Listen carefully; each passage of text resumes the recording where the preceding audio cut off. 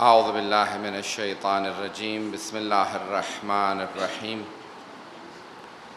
الحمد للہ الذی نور قلوب العارفین بنور معرفتہ واثبت فؤاد انبیائہ واولیائہ بقصص الانبیاء والمرسلین وأكمل إيمان المسلمين والمؤمنين بولاية علي أمير المؤمنين عليه السلام.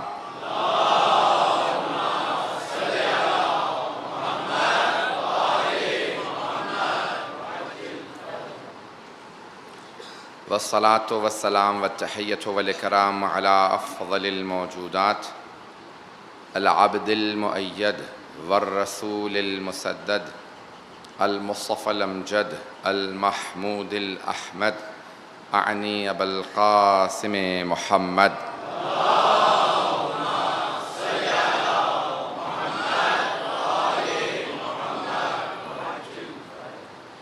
وعلى روحه ونفسه وصهره ووصيه سيد الأتقياء والأصفياء مولى الموالي إمام المتقين علي بن أبي طالب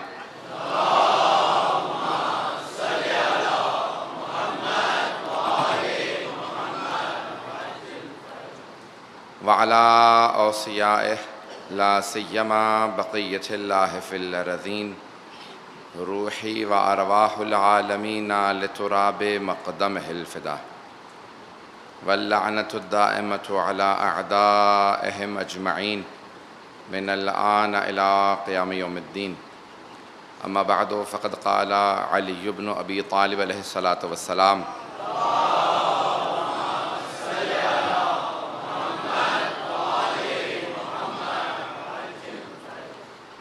ينحدر عني السيل ولا يرقى إلي الطير صدق مولانا أمير المؤمنين عليه الصلاة والسلام. صلوات.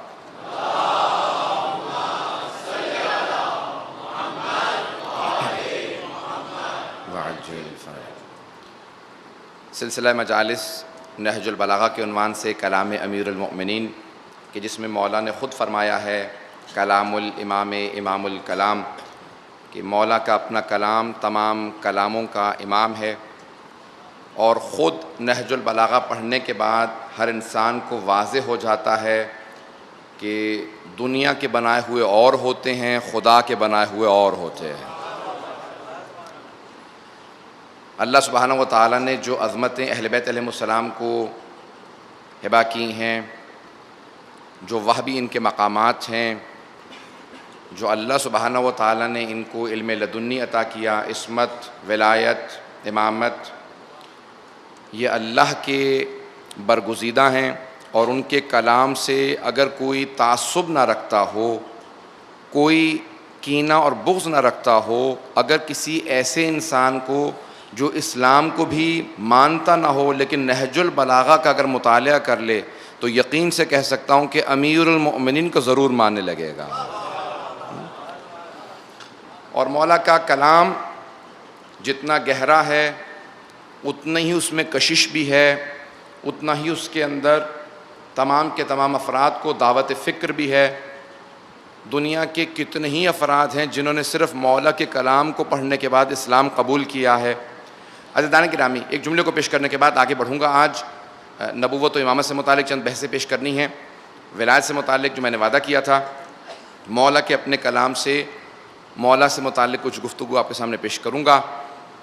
عزیزان گرامی، بہت بڑا یہ کالج جہاں پہ ایک اسٹوڈنٹ پڑھ رہا تھا، وہاں پہ کچھ لوگ احادیث پیش کر رہے تھے، اور اس پہ کتاب کا انگریزی میں عنوان لکھا تھا 100 میکسمز آف علی بن ابی طالب. 100 احادیث امیر المؤمنین کی تقسیم کر دی گئیں. جب ایک آدمی نے کہا کہ مفت کتاب ہے، تقسیم کر رہے ہو، مجانی ہے یا اس کا کوئی ہدیہ بھی ہے، ہدیہ میں اپنی زبان میں کہہ رہا ہوں انگریزی میں، اس نے جو بھی الفاظ استعمال کیے، کہا نہیں، ایک شرط ہے، جب پڑھ لو گے تو دوسروں کو بھی سکھاؤ گے. کہا قبول ہے، کتاب دے دو. اس نے 100 احادیث پڑھیں امیر المؤمنین کی نہج البلاغہ سے. اس کے بعد دوبارہ آیا، کہا علی ابن ابی طالب کی اگر اور کوئی کتاب ہو تو میں پڑھنے کا بہت مشتاق ہوں. نہج البلاغہ اسے دی. یہ 1993 تقریباً 22 سال پہلے کی بات ہے، اس نے نہج البلاغہ کا مطالعہ شروع کیا. کچھ ہی عرصے میں اتنا گرویدہ اور عاشق ہو گیا کہ کہنے لگا مجھے علی بن ابی طالب سے ملاقات کرنی ہے، کیونکہ کتاب پہ ہجری سال لکھا تھا، اور لکھا تھا علی بن ابی طالب، نہج البلاغہ علی بن ابی طالب، امام علی بن ابی طالب کا. ملاقات کرنی کا، آؤ میرے ساتھ چلو ملاقات کروا دیتا ہوں. وہ صاحب انہیں مسجد میں لے آئے. میں اس زمانے میں اسٹوڈنٹ تھا، کالج میں تھا اور قم جانے والا تھا. عزیزان گرامی، ایک عالم دین کے پاس وہ نوجوان آیا، سوال کرنے لگا. میں وہاں بیٹھا ہوا تھا. جیسے ہی آیا، امامہ بقبہ دیکھا تو اس زمانے میں پرسیپشن جو ہے کافی زیادہ خراب تھا امامے کا، جنگیں چل رہی تھیں، بہت کچھ ہو رہا تھا. فوراً کہا کہ دیکھو میں دین اسلام میں کوئی توجہ نہیں چاہتا، مجھے کوئی دلچسپی نہیں ہے، میں عیسائی ہوں، مسیحی ہوں، عیسائی مذہب سے مجھے دلچسپی ہے، مجھے بالکل کچھ نہیں جاننا، میں صرف اور صرف ایک یہ مسلمان رائٹر ہے علی بن ابی طالب، ان سے ملاقات کا مشتاق تھا. کہا کیوں ملنا چاہتے ہو؟ کہا کہ 6 مہینے سے میں یہ کتاب پڑھ رہا ہوں اور میرے تمام دوست احباب جب بھی کہیں جاتا ہوں تو فوراً کہتے ہیں اب یہ نہج البلاغہ سنانا شروع کر دے گا. کہا جہاں جاتا ہوں 6 مہینے میں میں نے 1/3 نہج البلاغہ انگریزی کی حفظ کر لی ہے، اور میں جہاں جاتا ہوں مجھے محسوس یہ ہوتا ہے کہ یہ جو علی بن ابی طالب ہیں یہ میرے ساتھ زندگی بسر کر رہے ہیں، یہ مجھے زندگی بسر کرنا سکھا رہے ہیں.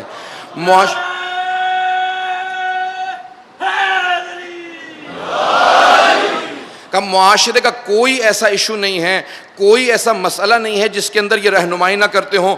کتاب پڑھتے ہوئے محسوس ہوتا ہے کہ کوئی بھی کسی قسم کا مسئلہ ہو اس کا حل نہج البلاغہ میں موجود ہوتا ہے. کہا اس لیے میں ان سے ملنا چاہتا ہوں. کہا اگر یہ کہوں کہ 100 سال پہلے ان کا انتقال ہو گیا تو کیا کہو گے؟ کہا بہت روؤں گا، لیکن ایک بات پہ تعجب ہوگا کہ کوئی 100 سال پہلے 100 سال بعد کا آدمی تھا.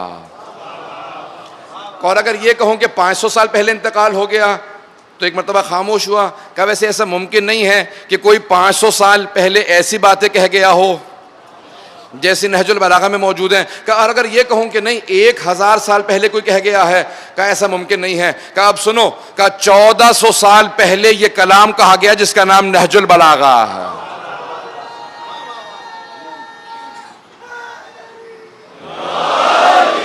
کہا 1400 سال پہلے کلام کہا گیا. کہا تعجب ہے، یہ کون تھے؟ کہا یہ محمد مصطفیٰ کے بھائی تھے، یہ ان کے وصی تھے، یہ ان کے سکسیسر تھے، یہ اللہ کے ولی تھے. بس ایک مرتبہ اٹھا چلا گیا، 1 ہفتے بعد واپس آیا. کہا اگر اسلام کے پیشوا کا نام علی ابن ابی طالب ہے تو پھر میں مسلمان ہونا چاہتا ہوں.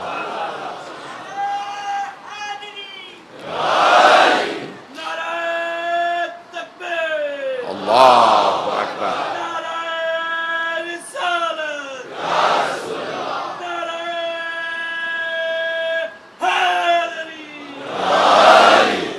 توجہ فرمائے عزیزان گرامی، ہم ایسے دین کے ماننے والے ہیں کہ جہاں حبیب خدا نے علی ابن ابی طالب جیسے وصی کو اس دنیا میں چھوڑ کے گئے ہیں. عزیزان گرامی، ہم اس حبیب کے ماننے والے ہیں. اب آئیے ذرا ان حبیب سے متعلق کچھ جملے سنیں جناب امیر علیہ السلام کی زبانی، کہ امیر المؤمنین سے زیادہ کوئی عاشق رسول نہیں ہے.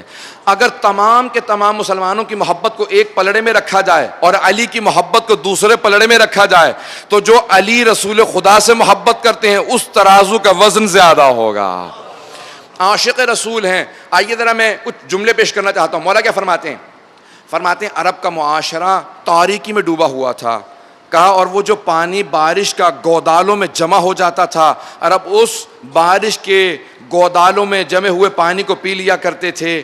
کہ عجیب و غریب ایک تاریکی تھی، لوگ اپنی بیٹیوں کو زندہ دفنا دیا کرتے تھے. کہ ایک مرتبہ ہدایت کا ایک ستارہ مکے کی سرزمین پہ نمودار ہوا اور ان کے دادا نے ان کا نام محمد مصطفیٰ رکھا. کہ جہاں پہ جاتے تھے عربوں کو پاکیزگی کا تصور دینے والی ہستی کا نام محمد مصطفیٰ ہے.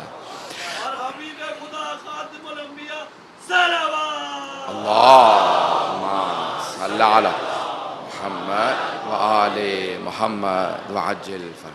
عزیزان گرامی، جس تصور کو جناب امیر علیہ السلام پیش کر رہے ہیں کہ جہاں کوئی جانتا ہی نہیں تھا ہدایت کس چیز کا نام ہے، وہاں رسول خدا نے اپنے اس مضبوط بازوؤں سے ایک مرتبہ ہدایت کا پرچم زمین پہ نصب کیا اور ہر انسان کو ہدایت کی دعوت دینا شروع کی. کہ حبیب خدا نے ہر انسان کو اس ترغیب کے ساتھ، اس رغبت کے ساتھ اسلام کی دعوت دی. کہا جہاں پہ ہمیشہ شرک ہوا کرتا تھا، ہر انسان کفر میں مبتلا تھا، کسی کو معلوم ہی نہیں تھا توحید کیا ہے، ایک مرتبہ حبیب خدا نے سب کو دعوت دی کہ آؤ ان بتوں کو چھوڑ کے اللہ کی عبادت کے لیے آ جاؤ. کہ جب سارے دشمن ہو گئے، حبیب خدا کے دل میں کوئی خوف نہیں تھا. عزیزان گرامی، جو شیر خدا ہو اور وہ شیر رسول خدا ہو، جو تمام کائنات کے اندر شجاعت کی وجہ سے مشہور ہو، وہ رسول خدا کی شجاعت کا پرچار کرے. کہا جہاں سب کے سب ایک مرتبہ چاروں طرف سے حملے ہونے لگے، حبیب خدا کے دل میں کوئی خوف نہیں تھا. کہا یہاں تک کہ جب ہجرت کرنے کے بعد حبیب خدا مدینہ تشریف لے آئے اور جنگیں شروع ہوئیں تو کہا کہ رسول خدا نے مجھ سے کہا یا علی، اسلام کا پرچم آپ کے ہاتھ میں ہے. کہا جب میں جنگ کے لیے آگے بڑھتا تھا اور تمام صحابہ پہ خوف طاری ہوتا تھا تو سارے صحابہ رسول خدا کی پشت پہ پناہ لیا کرتے تھے. اب سوچئے کتنا جناب حبیب خدا رسول خدا کا ایک روب تھا، ایک ہیبت تھی. کہ حبیب خدا رسول خدا کا ایک اتنا روب تھا، ان کے دشمن بھی بے ادبی کرتے میں 10 مرتبہ سوچتے تھے. کہ جانتے تھے رسول خدا کبھی کسی کی توہین نہیں کرتے، کبھی کسی پہ ظلم نہیں کرتے، لیکن اللہ نے ان کے چہرے پہ ایک ایسا ہیبت اور روب دے رکھا تھا کہ کسی دشمن کے اندر بھی کلام کرتے ہوئے ایک روب جسم پہ طاری رہتا تھا، دلوں میں روب رہتا تھا. کہ اللہ نے رسول خدا کو اس ہیبت و جلال کے ساتھ، رحمت کے ساتھ بھیجا تھا.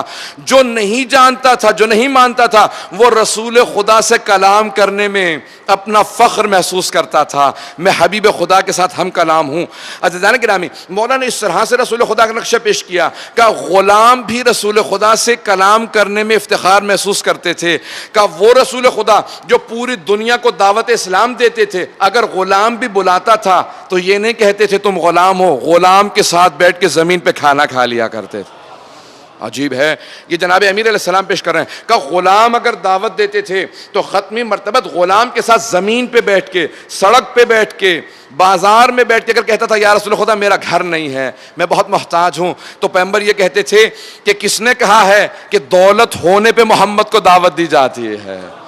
کس نے کہا ہے کہ اگر دولت ہوگی دعوت قبول کروں گا؟ کہا یا رسول خدا گھر نہیں ہے. کہا کس نے کہا کہ اگر گھر ہوگا تو دعوت دو گے؟ کہا یا رسول خدا سادہ سا کھانا ہے. کہ خشک روٹی کو پیش کرو، میں اللہ کی رحمت بن کے آیا ہوں. اللہ اکبر. یہ امیر المؤمنین اگر نہ پیش کریں رسول خدا کا وہ جو جذبہ تھا ختم مرتبت کے اندر، کہ اس پیارے انداز سے پیش آتے تھے کہ جس کو ایک مرتبہ مخاطب کرتے تھے وہ سننا پسند کرتا تھا. کہ جب وہ قرآن کی تلاوت کیا کرتے تھے تو لوگ قرآن سننا چاہتے تھے. اگر وہ حدیث بیان کرتے تھے کہ اس آرام سے گفتگو کرتے تھے کہ ہر انسان گفتگو سننا چاہتا تھا. کہ اتنا نور تھا پیغمبر کے چہرے پہ. کافر نبوت کو نہیں مانتے تھے لیکن ان کی ہمدردی، ان کی عظمت اور ان کی رحمت کو ہر کافر بھی تسلیم کرتا تھا. عزیزان گرامی، یہ جناب امیر علیہ السلام جناب ختم مرتبہ سے متعلق پیش کر رہے ہیں. کہ جب ایسا دور تھا وہاں اللہ نے اتنی، جب ظلمت، تاریکی اور دنیا کے اندر کفر و نفاق پھیل چکا تھا، وہاں پہ اللہ نے اپنے سب سے محبوب نبی کو بھیجا. کہ جہاں سب سے زیادہ ہدایت کی ضرورت تھی، سب سے عظیم نبی کو وہاں پہ بھیجا. عزیزان گرامی، پھر مولا فرماتے ہیں کہا کہ بدأ الاسلام غریباً، اسلام بڑی غربت کے اندر شروع ہوا. توجہ ہے سارے مجمع کی میرے ساتھ؟ مولا فرماتے ہیں بڑی غربت کے اندر اسلام نے ابتدا کی. فقر و فاقہ تھا، دولت مند افراد نہیں تھے جو مسلمان ہو رہے تھے، فقراء تھے، غریب لوگ تھے جو کلمہ پڑھتے تھے، رسول خدا کی گرویدہ ہو جاتے تھے. کہ رسول خدا نے کسی سے کچھ مانگا نہیں بلکہ ہر انسان کو ہدایت دی. کہ وہ حبیب کہ جو لوگوں کو اللہ کی طرف رغبت دلاتے تھے، کبھی بھی اپنے لیے خاص اہمیت کے قائل نہیں تھے. ایک جملے کو پیش کرنا چاہوں گا، اس جملے کو جب بھی پڑھتا ہوں تو عجیب غریب کیفیت ہو جاتی ہے. کہ رسول خدا اپنے لیے خاص مسند کے قائل نہیں تھے. جب ممبر سے اترتے تھے، جہاں سارے صحابہ بیٹھے ہوتے تھے، ان کے درمیان میں آ کے اس طرح سے بیٹھتے تھے کہ کوئی دیکھ کے بتا نہیں سکتا تھا کہ یہ رسول خدا بیٹھے. سوال کرنا پڑتا تھا. کہ اتنا سادہ لباس پہنتے تھے، اتنی سادی روٹی کھاتے تھے، اور خاص طور سے عام صحابہ کے درمیان جا کے بیٹھ جاتے تھے کہ صرف اور صرف چہرے کا نور اور ہیبت بتاتا تھا یہ محمد مصطفیٰ.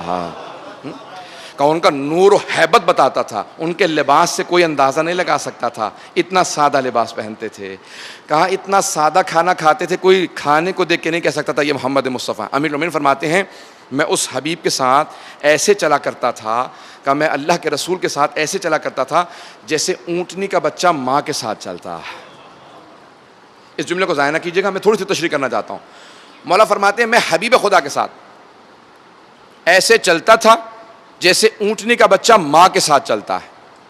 آپ نے دیکھا ہے اکثر جانوروں کے بچے اپنی ماں کے ساتھ چلتے ہیں, گھوڑے کا بچہ بھی, بھیڑ کا بچہ, لیکن مولا نے اونٹنی ہی کی مثال کیوں دی ہے؟ غور کیجیے گا. شاید میری ایک کوشش ہے آپ کے سامنے پیش کروں گا, آپ کو اگر پسند آئے تو ضرور مجھے اس کا جواب دیجیے گا. عزیزان گرامی, یہ مولا نے اونٹنی ہی کی مثال کیوں دی ہے؟ آپ نے دیکھا ہے کہ اونٹ جب چلتے ہیں تو قطار میں چلتے ہیں, اور اونٹنی کا بچہ ماں کے قدم پہ قدم رکھ کے چلتا. اونٹنی کا بچہ ماں کے قدم پہ قدم رکھ کے چلتا ہے, کبھی بھی بہت آگے نہیں چلا جاتا, کبھی بہت پیچھے نہیں رہ جاتا. دوسرے جانوروں کے بچوں کی عادت ہوتی ہے کبھی بہت آگے چلا جائے گا, کبھی دائیں نکل جائے گا, کبھی بائیں نکل جائے گا, کبھی تجاوز کرے گا, کبھی پیچھے رہ جائے گا. مولا نے کہا میں پیغمبر کے ساتھ ایسے رہا جیسے اونٹنی کا بچہ ماں کے ساتھ رہتا ہے. نہ میں نے کبھی آگے بڑھنے کی کوشش کی, نہ بھی پیچھے رہنے کی کوشش کی.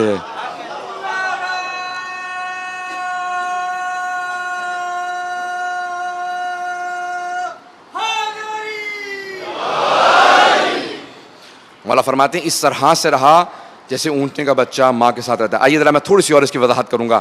عزیزان گرامی, مولا نے فرمایا کہ اگر سنت رسول خدا کو سمجھنا چاہتے ہو, سیرت رسول خدا کو سمجھنا چاہتے ہو تو مجھ سے سمجھنا, کیونکہ میں رسول خدا کے ساتھ مکے میں بھی رہا تھا, مدینے میں بھی رہا تھا, میں گھر میں بھی رہا تھا, مسجد میں بھی رہا تھا, میں جنگ میں بھی تھا, صلح میں بھی تھا, میں فرش پہ بھی تھا, عرش پہ بھی تھا.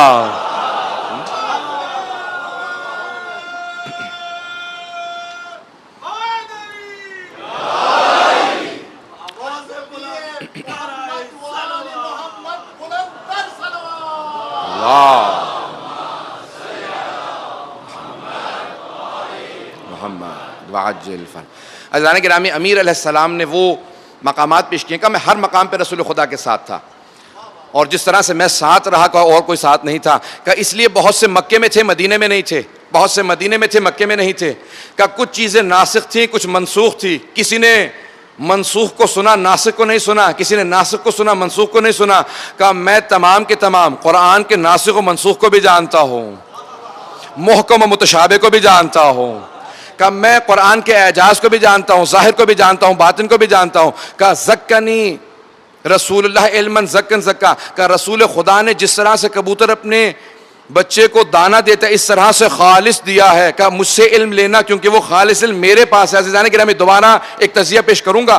بہت سے پرندے دانا چگتے ہیں, بچوں کو دیتے ہیں, لیکن مولا نے فرمایا جس طرح سے کبوتر دانا چگتا ہے اور اپنے بچے کو دیتا ہے, رسول خدا نے اس طرح سے علم الہی مجھے دیا ہے. عزیزان گرامی, کبوتر کی خصوصیت یہ ہے کہ جیسا خالص لیتا ہے دانا ویسا ہی خالص دیتا ہے,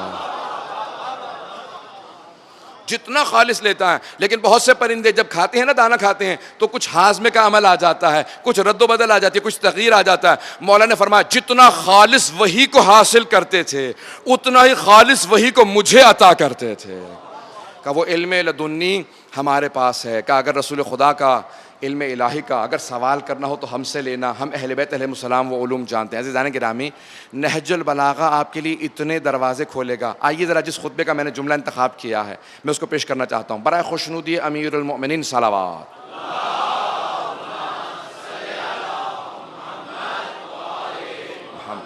وعجل فرج.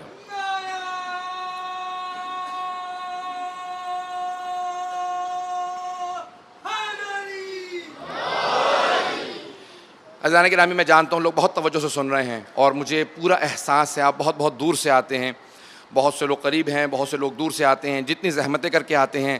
اور مجھے اس بات کا شدت سے احساس ہوتا ہے کہ جب میں ممبر پہ آتا ہوں کہ علوم اہل بیت کی محبت میں, اہل بیت کی محبت میں آپ لوگ آ رہے ہیں.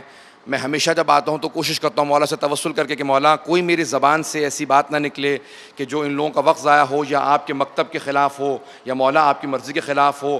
آپ اگر مدد نہیں کریں گے تو ہم ممبر سے کچھ بیان نہیں کر سکتے. آپ باب مدینۃ العلم ہے, مولا آپ کی عطا ہوگی تو یہاں پہ ہم بیان کر سکیں گے. تو پوری کوشش ہوتی ہے کوئی کوتاہی ہو تو انشاءاللہ آپ لوگ بھی درگزر کریں گے، اور انشاءاللہ مولا جن کا یہ حق ہے، یہ منبر ان کا ہے، وہ انشاءاللہ تعالیٰ درگزر کریں گے۔ ہم جان بوجھ کے کوئی کوتاہی کرنے کی کوشش نہیں کرتے، انشاءاللہ پوری کوشش کر رہا ہوں مطالب پیش کر سکوں۔ عزیزان گرامی، ینحدر عن السیل ولا یرقى الی الطیر، یہ مولا کا عجیب و غریب جملہ ہے، خطبہ شقشقیہ کا ہے۔ مولا نے خطبہ شروع کیا اور بیان کرنا شروع کیا پیغمبر اسلام کے بعد کیا حالات ہوئے، اور مولا نے جو دنیا کو پیش کیا ہے، جس طرح سے آپ نے پیش کیا ہے، خدا گواہ ہے کسی اور نے کائنات میں دنیا کو اس طرح سے پیش نہیں کیا ہے۔ اس کو غور سے سنیں گے۔ بعض اوقات میری رفتار بڑھ جاتی ہے، جب مطالب زیادہ ذہن میں ہوتے ہیں تو میں کوشش کرتا ہوں آرام سے پیش کروں، لیکن رفتار میرے ہاتھ میں بعض اوقات نہیں ہوتی، تو اس کے لیے میں معذرت چاہوں گا۔ عزیزان گرامی، مولا فرماتے ہیں خطبہ شقشقیہ خطبہ نمبر 3 نہج البلاغہ کا، مولا فرماتے ہیں پیغمبر اسلام کے بعد حالات عجیب و غریب بننے لگے۔ کہ دنیا کے اندر 2 دن ہوتے ہیں، ہر انسان کے لیے صرف 2 دن ہیں، ایک آپ کے لیے ہے اور ایک آپ کے خلاف ہے، یوم لک و یوم علیک۔ کہ اس پوری دنیا کے اندر کوئی انسان یہ نہ سوچے کہ ہمیشہ دنیا اس کی رہے گی، کہ دنیا کبھی آپ کی ہوتی ہے، کبھی آپ کے برخلاف ہوتی ہے۔ کہ اگر آپ کی ہو تو کبھی خوش نہ ہونا، دنیا خلاف ہو تو ناراض نہ ہونا۔ کہ جب دنیا آپ کی ہے تو اس میں بھی آزمائش ہے، جب آپ کے خلاف ہے تو اس میں بھی آزمائش ہے۔ توجہ ہے مجھ میں کہ میرے ساتھ؟ تو فرمایا کہا کہ جتنی بھی دنیا کے اندر چیزیں ہوتی ہیں کہ یہ آزمائش کے لیے ہوتی ہیں۔ کہ میں نے کبھی بھی اپنے دل کو تنگ نہیں ہونے دیا، کہا میں نے ہر حالات کے اندر صبر کیا ہے۔ اگر کبھی اتنی آزمائش ہوئی ہو کہ گھر میں فاقہ رہا ہو، کبھی اگر میری زوجہ نے میرے بچوں نے فاقہ کیا ہو، تو کبھی بھی میں نے اپنے صبر کا پیمانہ لبریز نہیں ہونے دیا۔ اس جملے کو پیش کر رہا ہوں، پورا خون جگر لگا کے پیش کر رہا ہوں۔ میں سب سے درخواست کروں گا مولا کہ اس جملے کو ضائع نہ ہونے دیجئے گا، گھر تک مسلسل اس جملے پہ سوچئے گا، کتنا گہرا عمیق جملہ ہے۔ مولا آپ کی عظمتوں پہ سلام۔ مولا فرماتے ہیں کہ میں نے اتنا صبر کیا ہے، میں نے اتنا صبر کیا ہے کہ اب صبر پلٹ کے مجھ سے سوال کرتا ہے، یا علی اور کتنا صبر کیجئے گا۔ کہا کبھی میں نے صبر کا دامن نہیں چھوڑا۔ کہا صبر مجھ سے پوچھتا ہے، یا علی کتنا صبر کیجئے گا۔ صبر پریشان ہے لیکن علی کی پیشانی پہ کوئی پریشانی نہیں ہے۔ کہا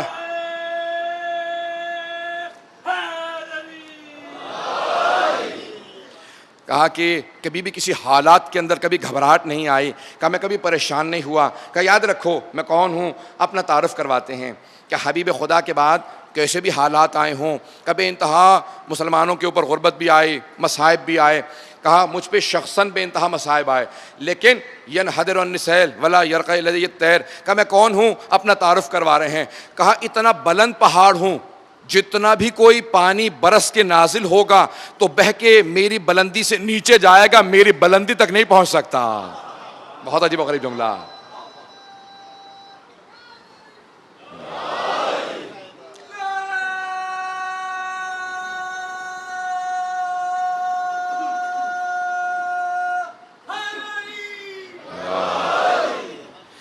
بہت بڑا جملہ ہے مولا کا۔ مولا فرماتے ہیں ینحدر عن السیل، کہ اگر اتنا پانی برسے کہ سیلاب بھی آ جائے تو وہ سیلاب میری بلندی تک نہیں پہنچ سکے گا، بلکہ میری بلندی سے بہہ کے نیچے کی طرف آئے گا۔ ینحدر عن السیل ولا یرقى الی الطیر، کہ کتنا بھی بلند پرواز والا پرندہ ہو، اگر اڑتا ہوا میری بلندی تک پہنچنا چاہے گا تو میری بلندی تک کوئی پرندہ پہنچ نہ پائے گا۔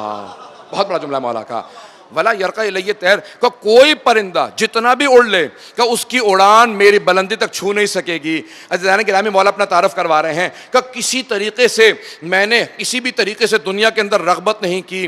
مولا اس خطبے کو دے رہے تھے، اچانک ایک آدمی بیچ میں کھڑا ہوا، عراق کا ایک آدمی تھا، مسجد کوفہ میں ظاہراً یہ خطبہ ہے، اور اس نے آنے کے بعد مولا کو رقعہ دیا کہ یا علی یہ کچھ سوال ہیں۔ بیچ خطبے کے روکا، جس کو سادہ زبان میں اگر اردو میں پیش کروں تو اس نے مولا کو ٹوک دیا، کچھ پرچہ دیا کہ یہ کچھ سوالات سے مولا نے پڑھا اور خطبے کو روک دیا۔ جناب عبداللہ ابن عباس کہتے ہیں میں نے فوراً درخواست کی کہ مولا آج آپ اپنے جلال میں کچھ فضائل پیش کر رہے ہیں، مولا میں آپ سے درخواست کرتا ہوں خطبے کو جاری رکھیں۔ کہا کہ یہ ایک شقشقہ تھا، جب اونٹ بہت زیادہ غضب میں ہوتا ہے نا تو کہا کہ اس کے منہ سے گوشت کا لوتھڑا آ جاتا ہے۔ کہا کہ وہ ایک گوشت کا لوتھڑا جس طرح سے میرے ایک مرتبہ سینے سے چلا لیکن رک گیا۔ ہر بات کا ایک موقع محل ہوتا ہے، اور کچھ لوگ لحاظ رکھے بغیر کچھ ایسی جسارت کر جاتے ہیں کہ انسان کو اذیت دے دیتے ہیں. کہ لیکن پھر بھی اگر آج مجھے کوئی روکنے والا نہ ہوتا تو قیامت تک کے وہ تمام حالات بتا دیتا کہ کیا ہونے والا. مولا آپ کی عظمتوں کو سلام. کہا کہ عجیب و غریب ایک کیفیت ہے. جناب عبداللہ ابن عباس کہتے ہیں کہا کہ مولا مجھے کسی بھی خطبے کے نامکمل رہ جانے کا اتنا افسوس نہیں جتنا اس خطبے کے نامکمل رہ جانے کا. کہا کہ یہ ایک چلا تھا سلسلہ میرے سینے سے لیکن اس کو پیش نہیں کروں گا. ہر انسان میں تحمل نہیں ہے. ایک خطبے کے جملے کو پیش کرنا چاہتا ہوں. مولا فرماتے ہیں ہا ہونا علم جمع. سینے پہ ہاتھ مار کے کہتے ہیں کہ میرے سینے میں بہت علم ہے. کہ میں اپنا علم دینا چاہتا تھا لیکن مجھے باصلاحیت افراد ملے نہیں. کہ کچھ لوگوں میں نے دیکھا صلاحیت تھی لیکن تقویٰ نہیں تھا, اس لیے میں نے انہیں اپنا علم نہیں دیا. صلاحیت تھی لیکن تقویٰ نہیں تھا, میں نے علم نہیں دیا. کہ کچھ لوگوں میں تقویٰ تھا صلاحیت نہیں تھی. کہ انہیں میں علم دینا چاہتا تھا, ان میں صلاحیت نہیں تھی کہ وہ میرا علم لے سکتے. کہ وہ سارا علم جو علم لدنی اللہ نے عطا کیا تھا, کہ وہ سارا علم جو حبیب خدا کی وحی سے اور اللہ سے مجھے حاصل ہوا تھا, وہ سارا علم جو علم لدنی ہے, تحصیلی نہیں ہے, حاصل نہیں کیا. پتہ نہیں پیش کر پا رہا ہوں یا نہیں. عزیزان گرامی, علم دو طرح کا ہوتا ہے, تحصیلی ہوتا ہے, اکتسابی ہوتا ہے, وہبی ہوتا ہے. ایک ہے جو اللہ عطا کرتا ہے, ایک ہے جو انسان سیکھتا ہے. مولا نے کہا وہ سیکھنے والا علم اور ہے, یہ ہمارا علم لدنی ہے.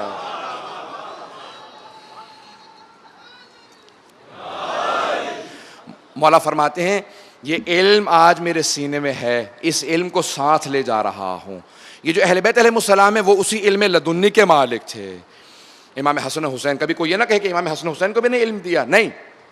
عزیزان گرامی, جتنا بھی مولا نے علم تقسیم کیا, مولا فرماتے ہیں کہ جتنا اس کائنات میں علم ہے جو تمام کے تمام انبیاء اہل بیت قرآن کے ذریعے آیا یا اہل بیت کے ذریعے آیا, کہ یہ صرف 2 عدد ہے. علم کلن 27 عدد ہے. کہ 27 عدد ہے, جو کچھ ہے وہ صرف 2 عدد دیا گیا ہے. کہ باقی جو 27 عدد ہے وہ میرے بیٹے مہدی کے زمانے میں آئے گا. صلوات پڑھیں گے امام زمانہ کی خوشنودی کے.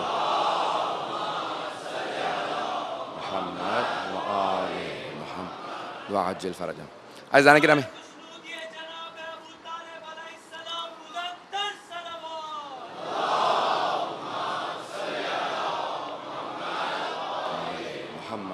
وعجل فرج. عزیزان گرامی, میں صرف یہاں پہ رک کے آپ سے ایک درخواست کروں گا. ہر انسان قرآن و نہج البلاغہ کی ضرور تلاوت کرے, مطالعہ کرے, پڑھتا رہے. چاہے ایک آیت روز پڑھیں ضرور. چاہے نہج البلاغہ کا مولا کا ایک فرمان پڑھیں ضرور. میں انشاءاللہ کل سے کوشش کروں گا کہ مولا کا, اب تو صرف خطبات پیش کر رہا تھا, کل کم از کم ایک خط پیش کر دوں اور پھر مولا کے جو کلمات قصار ہیں ان کو پیش کروں گا. بہت سے ایسے ہیں کہ آج تک لوگ ان پہ لکھ رہے ہیں اور قلم ٹوٹ چکے ہیں. مولا کا کلام آج تک باقی ہے. نہج البلاغہ کے سمجھانے کے لیے علی کی ضرورت ہے. عزیزان گرامی, دنیا جتنا بھی لکھ لے وہ کچھ نہیں لکھ سکتے جو مولا نے بیان کیا ہے. کون مولا کی بلندی کو پہنچ سکتا ہے؟ کون مولا کی؟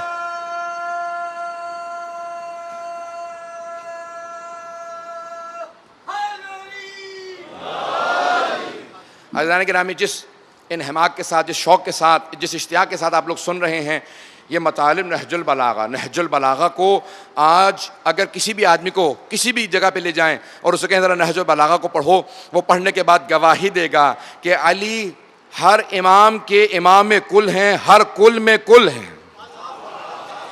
عزیزان گرامی, پوری دنیا کے علماء جمع ہو جائیں تو سب گواہی دیں گے کہ ہمارا علم قطرہ ہے, علی کا علم سمندر ہے. جن کو حافظ کل قرآن کہا جاتا ہے, حضرت عبداللہ ابن عباس, جب ان سے سوال کیا گیا نا کہ آپ حافظ کل قرآن ہے, پورا قرآن حفظ ہے, ہزاروں احادیث حفظ ہیں, ذرا یہ بتائیے آپ کا علم اور علی کے علم کا تقابل کیا جائے تو کیسا ہے؟ کہا سمندر کا کوزے سے مقابلہ ہے.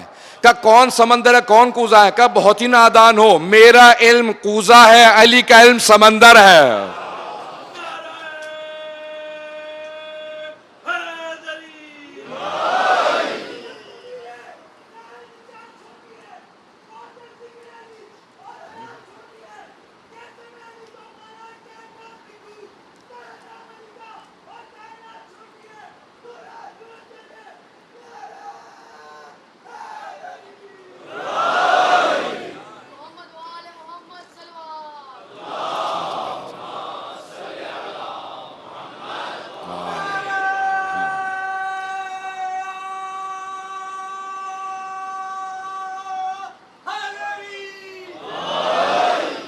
عزیزان گرامی، نہج البلاغہ ایک ایسے کلام کا نام ہے کہ آپ جس خطبے کو اٹھائیں گے سوچنے پہ مجبور ہو جائیں گے.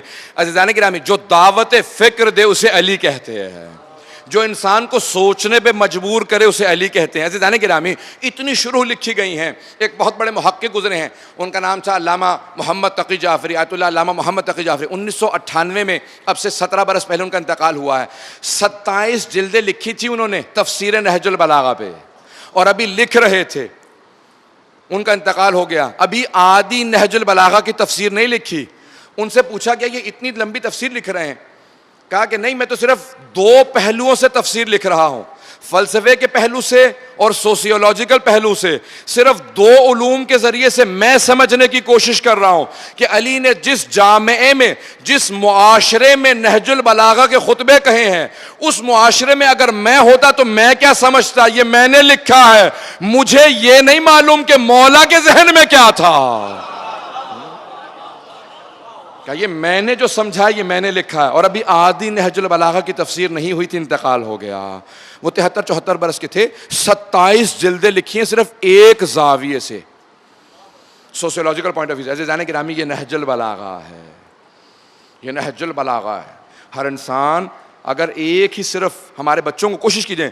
میں اپنی ماں بہنوں سے درخواست کروں گا، اپنی بیٹیوں سے درخواست کروں گا کہ اپنے بچوں کو، بھائیوں کو ترغیب دلائیں کہ مختصر سے چاہے احادیث کو لیں، مولا کے ایک ایک فرمان کو یاد کرتے چلے جائیں. آئیے ذرا ایک فرمان کو آج پیش کر دوں جو وقت سے متعلق مولا نے کہا ہے، اور وہ ہر انسان میرے ساتھ یاد کرے گا.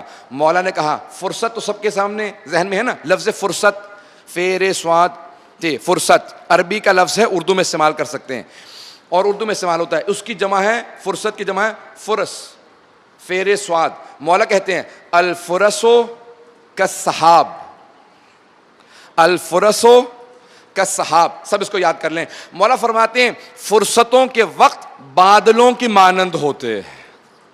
میں جملہ کہہ گیا مولا کا، ہر انسان سوچنے پہ مجبور ہو گیا. عزیزان گرامی، مولا فرماتے ہیں فرصتوں کے وقت بادلوں کی مانند ہوتے ہیں. آپ نے دیکھا ہے بادل کبھی اطلاع دے کے نہیں آتا، خاموشی سے آتا ہے، خاموشی سے چلا جاتا ہے. مولا فرماتے ہیں فرصت کا وقت بادل کی مانند ہوتا ہے. لیکن بادل کی ایک اور خصوصیت ہے، جب جاتا ہے تو برس کے جاتا ہے. مولا فرماتے ہیں جو فرصت سے فائدہ اٹھاتا ہے وہ پانی جمع کر لیتا ہے. پھر مولا فرماتے ہیں الفرسو کالسحاب، فرصت کے وقت بادلوں کی طرح سے ہوتے ہیں. عزیزان گرامی، بادل بہت تیزی سے آتے ہیں، بہت تیزی سے گزر جاتے ہیں. فرصت کا وقت آتا ہے لیکن تیزی سے آتا ہے، تیزی سے چلا جاتا ہے. لیکن اگر آپ دیکھیں جب پہاڑوں پہ پانی برستا ہے نا تو برس کے نیچے آ جاتا ہے. جہاں وادیاں ہوتی ہیں وہاں پانی جمع ہو جاتا ہے. جو مغرور ہوتے ہیں نا وہ فرصت سے فائدہ نہیں اٹھا سکتے. جو منکسر مزاج، وادیوں کے مزاج رکھنے والے ہیں، منکسر مزاج ہیں، متواضع مزاج ہیں، وہ پانی جمع کر لیتے ہیں. مولا کے اس ایک فرمان میں نے صرف 2 منٹ گفتگو کی ہے، کتنے پہلو ہیں. ایک بہت بڑے مجتہد ہیں، انہوں نے پوری کتاب لکھ دی. کہ مولا نے ان 3 حروف کے اندر پورا سمندر سمو دیا. عزیزان گرامی، مولا کے ایک ایک فرمان میں غور کیجئے، ایک ایک فرمان پہ سوچنا شروع کیجئے. اتنی گہرائی ہے. اگر انسان صرف اور صرف، ایک اور حدیث کو پیش کرتا ہوں، مولانا نہج البلاغہ میں کہتے ہیں القناعۃ مال لا ينفد. مولا فرماتے ہیں قناعت، قناعت سب سمجھتے ہیں نا، یعنی جس میں قناعت ہوتی ہے وہ کبھی بھی حرص نہیں کرتا، لالچ نہیں کرتا. جو مل جائے اس پہ قناعت کرنا، اسے قناعت کہا جاتا ہے نا. جو مل جائے اس پہ اکتفا کرنا، اس پہ خوش ہو جانا، قناعت کہلاتا ہے. مولا فرماتے ہیں قناعت اس دولت کا نام ہے جو کبھی ختم نہیں ہوتی. قناعت اس دولت کا نام ہے جو کبھی ختم نہیں ہوتی. عزیزان گرامی، ہم اس امام کے ماننے والے ہیں کہ جس نے اپنے اصحاب کو وہ رتبے دے دیے ہیں، وہ تربیت دی ہے کہ ان کے اصحاب پھر پہاڑ بن گئے. کوئی کمیل ابن زیاد نخعی بن گیا، کوئی میثم تمار بن گیا، کوئی مالک اشتر بن گیا.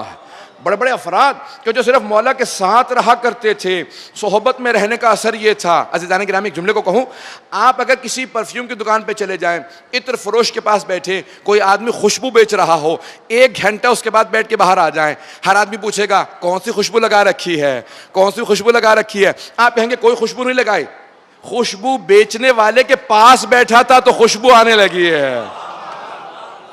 اگر کوئی علی جیسے ولی کی صحبت کو اختیار کرے, اس کے جسم ہی سے نہیں, اس کی روح سے خوشبو آنے لگے گی, اس کا وجود بتائے گا یہ علی والا ہے.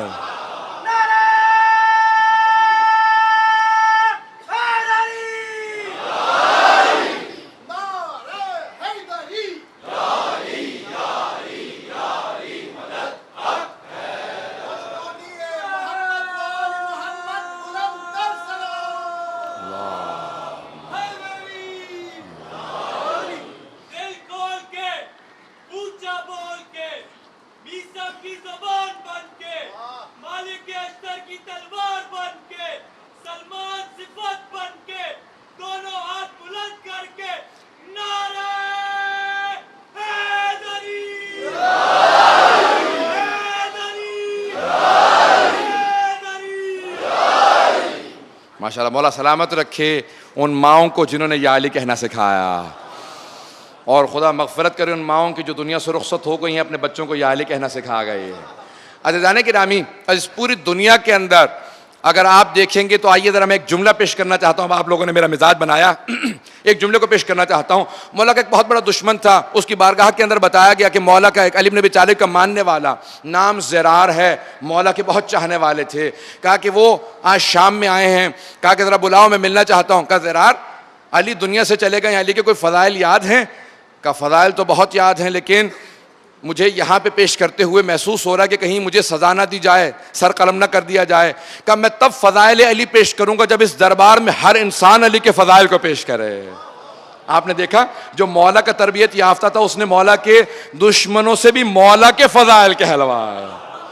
کہ ہر انسان مولا کے فضائل پیش کرے. تمام افراد نے ایک ایک مولا کی فضیلت پیش کی. ایک مرتبہ اس نے کہا کہ اب آؤ تمہاری باری ہے, زرار اب تم سناؤ علی کیسے تھے. کہا نہیں, ابھی ایک آدمی باقی ہے. کہا کون باقی رہ گیا؟ کہا ابھی تم باقی ہو, ابھی تم نے علی کے کوئی فضائل پیش نہیں کیے. کہا کہ اچھا میں بھی سناتا ہوں. جب فضائل سنا دیے تو کہا اب میری باری ہے. کہ میں اس علی کے کیا فضائل پیش کروں کہ جس کے نام ماننے والے اس کے اتنے فضائل جانتے ہیں.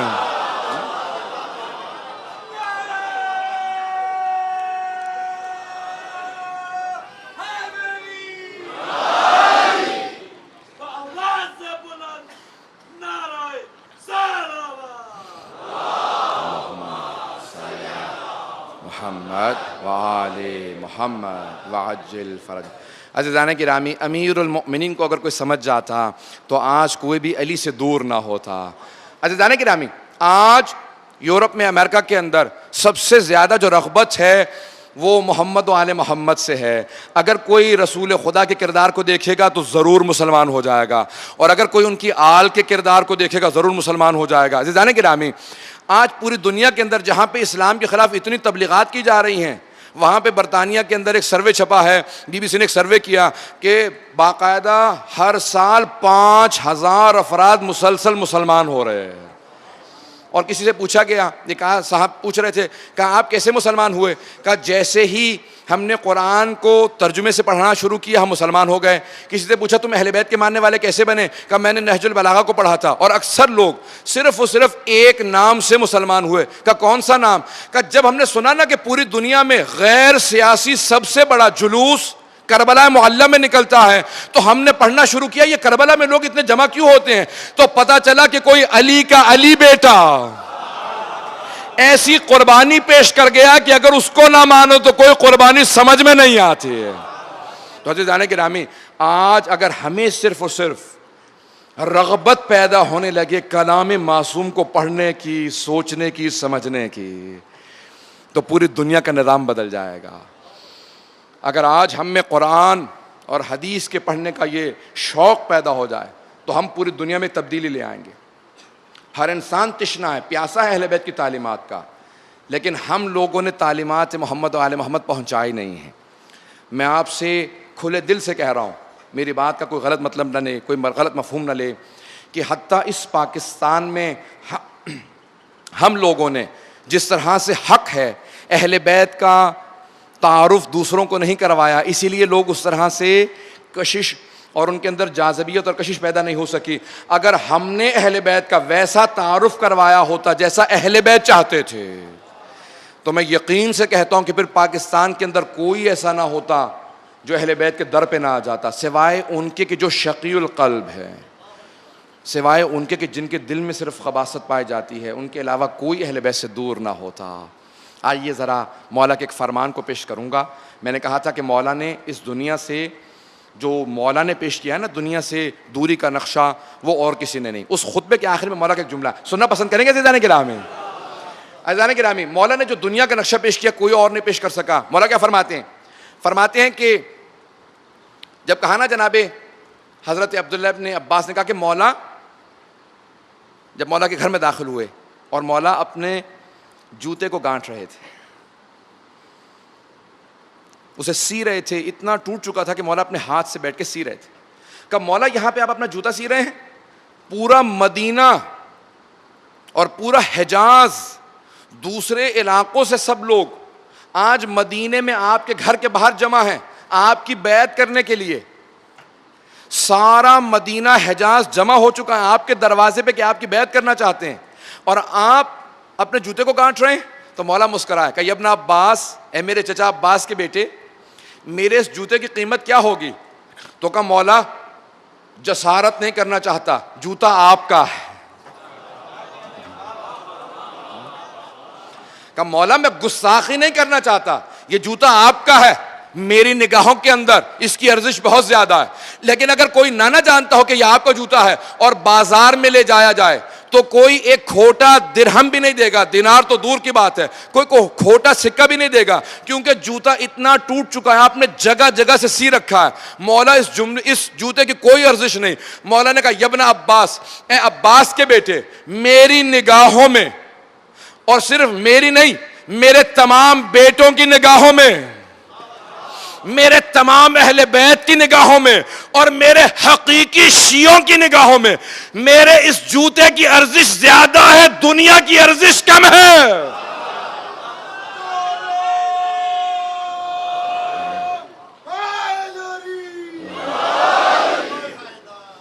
مولا فرماتے ہیں کہ اس کی ارزش زیادہ ہے, اس دنیا کی میری نگاہوں میں کوئی ارزش نہیں.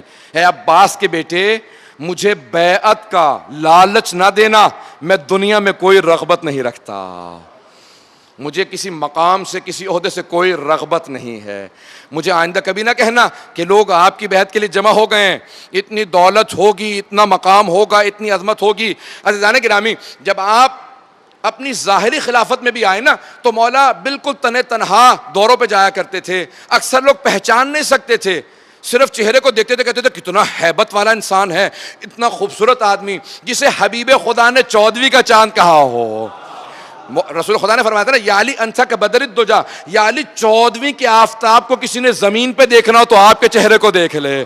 اتنے خوبصورت تھے, جو دیکھتا تھا کہتا تھا کتنا خوبصورت انسان ہے, کتنا نور ہے, کتنا جلال ہے. جو دیکھتا تھا صرف اور صرف ہاتھ کے بوسے دینا چاہتا تھا, کسی کے ذہن میں بھی نہیں آتا تھا یہ حکمران ہوگا.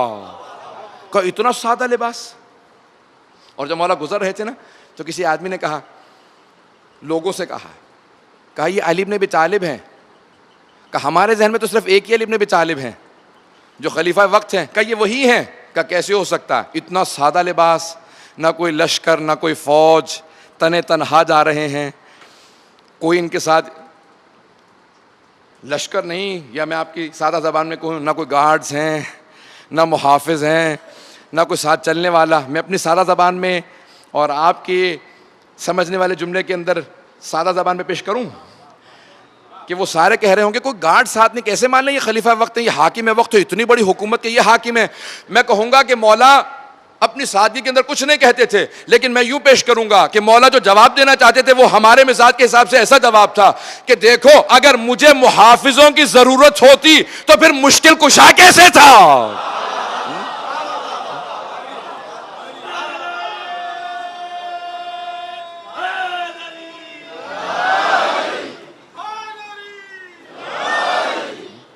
عزیزان گرامی, اگر مشکل کشا کو محافظوں کی حفاظت کرنے والوں کی ضرورت ہو پھر مشکل کشا کیسے.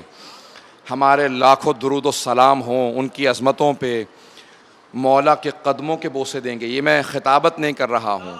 اللہم صلی اللہ علیہ وعجل فرجہ.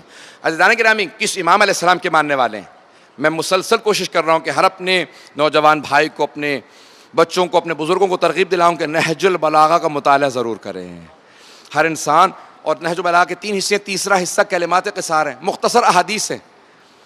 اگر خطبات اور مولا کے مکتوب پڑھنے کے آپ سمجھتے ہیں بہت طولانی ہیں اور سخت ہیں، مشکل ہیں، تو پھر کلمات قصار سے شروع کریں. مختصر احادیث ہیں، جتنا پڑھتے چلے جائیں گے آپ کی رغبت بڑھتی چلی جائے گی، معرفت بڑھتی چلی جائے گی. مولا کا ایک ایک جملہ پوری کائنات کے ہر فلسفے کو اتنا سادہ اور آسان کر کے سمجھائے گا کہ کوئی بڑے سے بڑا فلسفی مولا کے سامنے گھٹنے ٹیکتا نظر آئے گا. وہ پوری زندگی میں وہ نہیں سمجھا سکتا جو مولا ایک جملے میں سمجھاتے ہیں. جو بڑے بڑے ماہرین، معاشرے کے، سائیکالوجی کے ماہرین، علم نفسیات کے ماہرین آپ کو کبھی اتنا بڑا مشورہ نہیں دے سکتے جو مولا اتنے چند الفاظ کے اندر آپ کو وہ مشورہ دے جاتے ہیں کہ آپ کی زندگی سنور جائے گی. جس جملے کے لیے میں نے پوری تمہید باندھی ہے، اس کے بعد پھر مصائب پہ آ جاؤں گا. 2-3 منٹ کی آپ کو زحمت دوں گا. عزیزان گرامی، کیا فرماتے ہیں مولا؟ کہ ابن عباس، خطبہ شقشقیہ کے آخر میں مختلف خطبوں میں مختلف الفاظ ہیں دنیا کی مذمت میں مولا کے. کہ ابن عباس، ایک بکری کی چھینک کی قیمت زیادہ ہے میری نگاہ میں اس دنیا کی ارزش سے. کہ یہ کوئی ارزش نہیں رکھتی میرے لیے، کہ کوئی ارزش نہیں اس دنیا کی. پھر فرماتے ہیں، کہا مجھے مسجد میں بیٹھنا جنت میں بیٹھنے سے زیادہ پسند ہے. بہت بڑا جملہ ہے اور بہت سے لوگ پریشان ہو کے سن رہے ہیں اس جملے کو. یہ مولا فرما رہے ہیں، میں اور آپ نہیں بول رہے ہیں. ہمارا جنت کے لیے اشتیاق ہوگا، لیکن مولا کیا فرماتے ہیں؟ کہ مجھے مسجد میں بیٹھنا جنت میں بیٹھنے سے زیادہ پسند ہے. کہ مولا یہ کیا جملہ کہہ دیا؟ ہم تو پوری زندگی اعمال کرتے ہیں، دعائیں مانگتے رہتے ہیں جنت میں چلے جائیں، اور آپ کہہ رہے ہیں کہ نہیں آپ کو مسجد میں بیٹھنا زیادہ پسند. کہ ہاں مجھے مسجد میں بیٹھنا جنت میں بیٹھنے سے زیادہ پسند. کہ مولا کیوں؟ کہ کیونکہ جنت میں بیٹھنا میری مرضی ہے، مسجد میں بیٹھنا خدا کی مرضی ہے.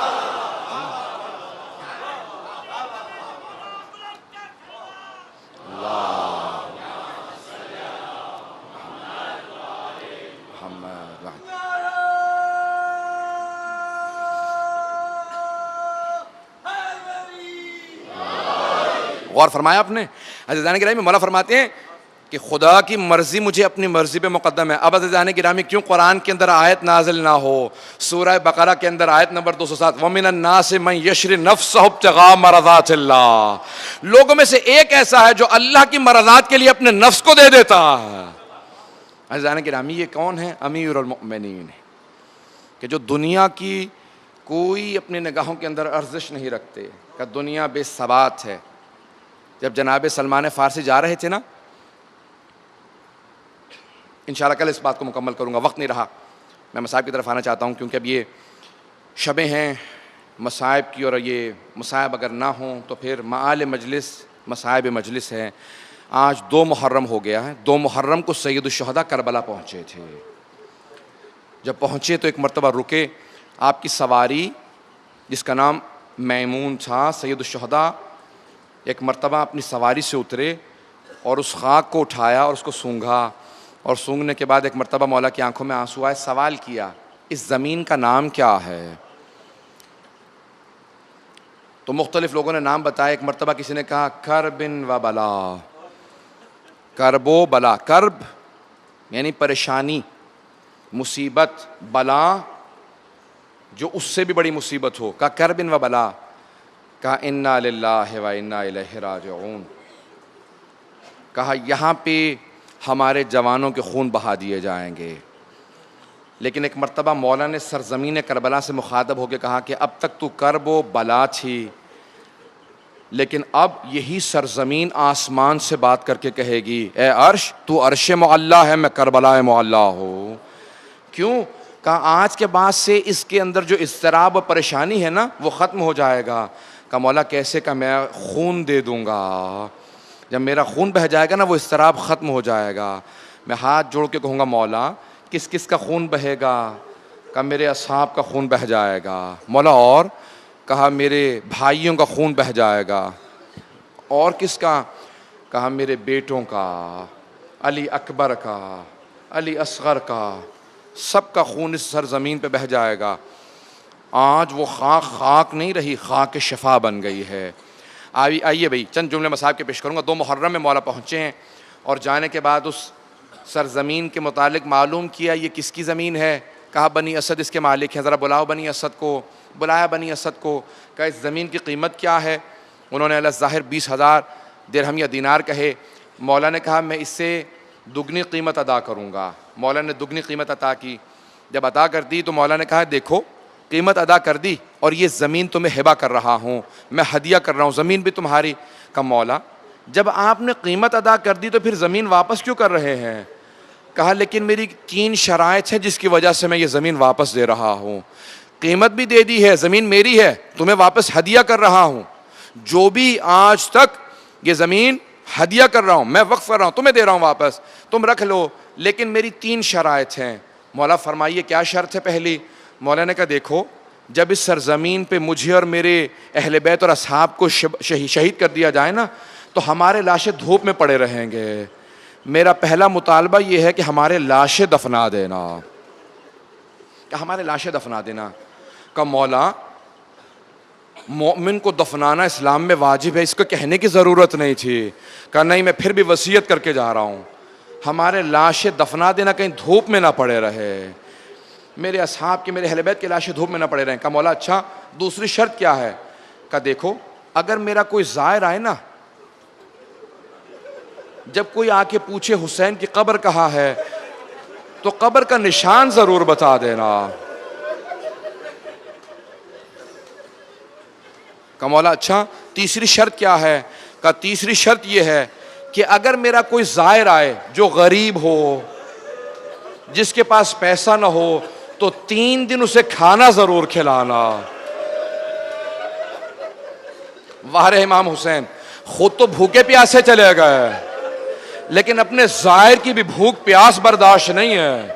کہ کوئی بھوکا نہ رہے، جو میرا مہمان ہو، میرا زائر ہو، اسے کھانا ضرور کھلانا، پانی ضرور پلانا۔ کہا اچھا مولا، کہا ہاں۔ کہا ذرا جاؤ اپنی مستورات کو بھیج دو، کہنا پردے کے ساتھ آئیں۔ کہا کہنا اپنی مستورات سے کہنا زہرا کے بیٹے نے بلایا، بتا دینا فاطمہ کے بیٹے نے بلایا۔ ایک مرتبہ بنی اسد کی مستورات آئیں، بی بی آئیں سب برقعوں میں بیٹھی تھی۔ کہا بیویوں میں فاطمہ کا بیٹا ہوں، میں زہرا کا لال ہوں۔ کہا بیویوں اگر تمہارے مرد شرم کریں نا ہمیں دفنانے میں، عبید اللہ ابن زیاد سے ڈرتے رہیں، تو تم آنا ایک ایک خاک ہمارے لاشوں پہ ڈال دینا۔ ساری بیویاں رونے لگیں۔ کہا کہ آپ زہرا کے بیٹے ہیں، ایسا ہو سکتا کہ کوئی آپ کا لاشا نہ دفنائے؟ کہا نہیں، غیرت مندوں پہ بڑے بڑے وقت آ جاتے ہیں۔ پھر ایک مرتبہ مولا نے کہا کہ بیویوں اپنے بچوں کو بھیج دو۔ سب بچے جمع ہو گئے۔ کہا تم نے دیکھا میرے بچوں کو؟ کہا آپ کے بچے بہت خوبصورت ہیں۔ کہا میں ان کا بابا ہوں، یہ سکینہ میری بیٹی ہے، یہ علی اکبر میرا بیٹا ہے۔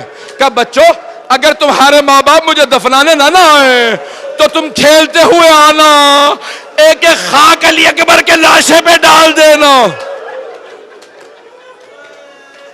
اجرکم اللہ، اجرکم اللہ۔ سوائے غم شبیر کے کوئی غم نہ دیکھیں۔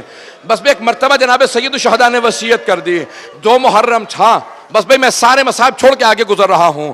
2 محرم تھا جب ایک مرتبہ مولا نے خیمے نصب کر دیے کربلا میں، تو فرات کے کنارے تھے، نہر القمہ کے کنارے تھے۔ ایک مرتبہ جب ہر کا قافلہ آیا نا جو پیاسا تھا تو سید الشہداء نے راستے میں انہیں پانی پلایا تھا نا، جناب عباس سے کہا عباس اپنا پانی انہیں پلا دو، مجھ سے دشمن کی پیاس بھی برداشت نہیں ہوتی، یہ نواسہ رسول ہے، یہ ساقی کوثر کے بیٹے۔ کہیں نے پانی پلا دو، پانی پلا دیا گیا، سارے مصائب چھوڑ کے گزر رہا ہوں۔ عزیزان گرامی جب ایک مرتبہ 9 محرم آئی اور وہاں سے ہر جس نے جناب سید الشہداء کا راستہ روکا تھا، جس نے لجام فرس میں ہاتھ ڈالا تھا، حسین آپ یہاں سے آگے نہیں جا سکتے، مجھے عبید اللہ ابن زیاد نے بھیجا میں آپ کو روک لوں۔ مولا نے کہا ثقلت کا امک تیری ماں تیرے غم میں بیٹھے۔ ایک مرتبہ ہر نے دیکھا کہ مولا اے حسین اگر عراق میں کسی اور نے کہا ہوتا نا میری ماں کا نام لیا ہوتا تو میں اس کو یہی جملہ کہہ دیتا کہ اس کی ماں اس کے غم میں بیٹھے، لیکن حسین میں مجبور ہوں، آپ فاطمہ کے بیٹے ہیں، میں آپ سے کچھ نہیں کہہ سکتا۔ عزیزان گرامی، جب 9 محرم آئی، شب آ گئی، ایک مرتبہ حر نے جب امام حسین کے خیموں سے آواز سنی نا کہ چھوٹے چھوٹے بچے کہہ رہے ہیں بابا العطاش، بابا پیاس مارے ڈال رہی ہے، بابا پیاس بہت زیادہ ہے، تو حر عمر سعد کے خیمے میں گیا۔ حضرت حر اٹھے گئے خیمے میں، کہا عمر سعد کیا واقعاً کل جنگ ہوگی؟ تو عمر سعد نے کہا ہاں کل جنگ ہوگی۔ کہا تم نے ہمیں تو نہیں بتایا تھا کہ ان کو مار دیا جائے گا؟ کہا کل ایسی جنگ ہوگی سر کٹ کٹ کے گر جائیں گے، بازو قلم ہو جائیں گے۔ ایک مرتبہ حر اٹھے اور کانپتے ہوئے خیمے سے باہر نکلے، جب کانپتا ہوا دیکھا نا تو حر کے غلام نے کہا آقا 72 سے ڈر گئے؟ یہ 72 کا بھوکا پیاسا لشکر ہے، یہاں ہزاروں لاکھوں کا لشکر ہے، ان میں سے اکثر فاقے سے ہیں، ان کا کوئی ہمت نہیں ہوگی جنگ کرنے کی، ان سے کیوں ڈر رہے ہیں؟ کہا میں ان سے نہیں، میں جناب فاطمہ سے ڈر رہا ہوں۔ کہا مجھے جناب سیدہ سے بڑا ڈر لگتا ہے، وہ خاتون جنت ہے۔ کہا آقا کیا بات ہے، کیوں اس طرح سے کانپ رہے ہیں، کیوں آنکھوں میں آنسو ہیں؟ کہا اپنے غلام سے جناب حر نے کہا سن میں اس طرف جنت دیکھ رہا ہوں، عمر سعد کے خیمے میں جہنم دیکھ رہا ہوں۔ کہا پھر آقا کیا فیصلہ کیا؟ اچانک حر کا بیٹا سامنے آیا، 4 افراد تھے نا، حر، بھائی، بیٹا، غلام۔ بیٹا سامنے آیا، کہا بابا کہاں جا رہے ہیں؟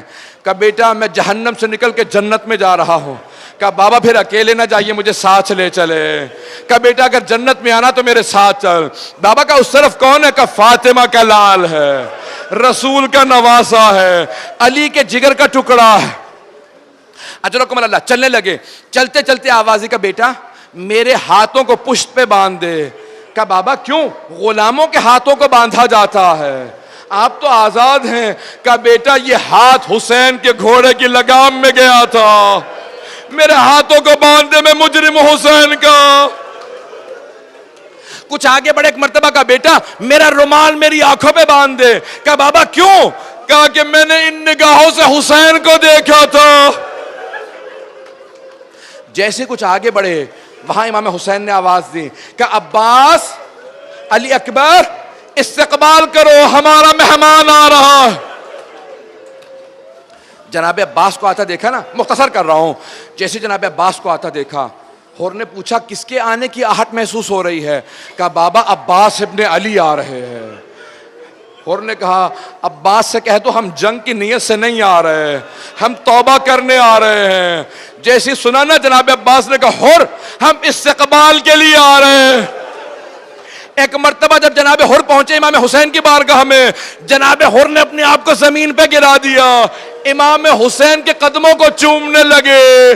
کہا یا حسین حل لی من توبہ، کہا حسین کیا میری توبہ قبول ہو سکتی ہے؟ کیا آپ مجھے معاف کر سکتے ہیں؟ وہ جو 2 محرم کو میں نے خیمے اکھڑوائے تھے، آج آپ کے بچے پیاسے ہیں۔ مولا حسین نے کہا حر میں نے معاف کیا، میری ماں فاطمہ نے معاف کیا۔ ایک مرتبہ حر تڑپنے لگے، آخری جملے سن لیجئے، میں تھوڑا سا وقت زیادہ لوں گا۔ جب تڑپنے لگے نا تو کہا مولا اگر آپ نے معاف کر دیا ہے نا تو سب سے پہلے مجھے اجازت دیجئے میں جنگ پہ جاؤں۔ کہا حر آپ ہمارے مہمان ہیں، ہمارے خیموں میں پانی نہیں کہ آپ کو پلا سکے۔ یہ جملہ سنا کہ مولا اب یہ جملہ نہ دہرائیے گا، یہ میری وجہ سے پانی بند ہوا ہے، مولا یہ میری وجہ سے آپ کے بچے پیاسے ہیں۔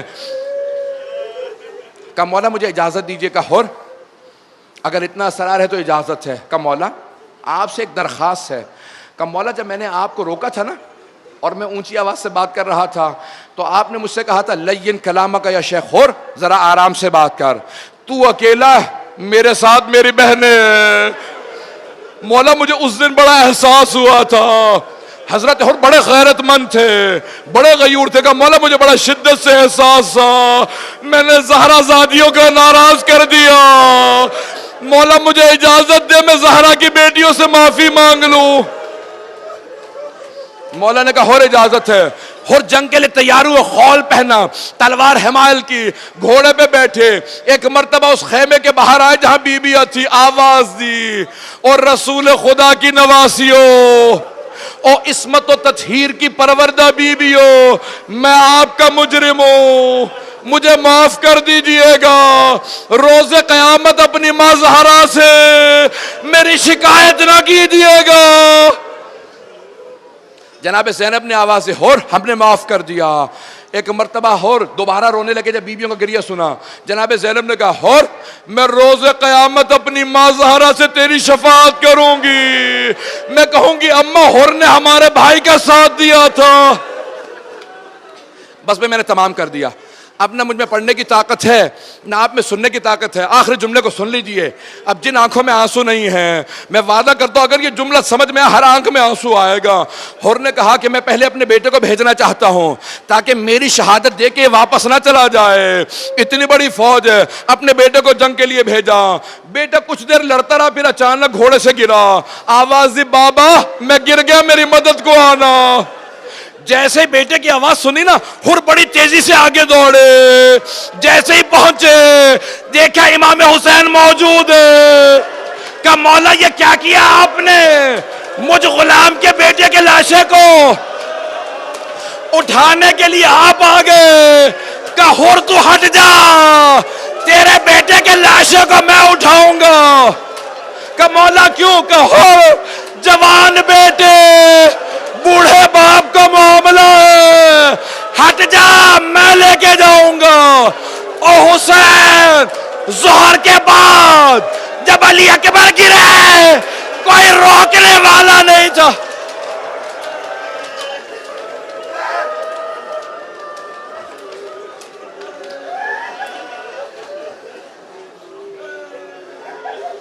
الا لعنت اللہ علی القوم الظالمین وَسَيَعْلَمُ الَّذِينَ ظَلَمُوا أَيَّ مُنْقَلَبٍ يَنْقَلِبُونَ. ماتم حسین.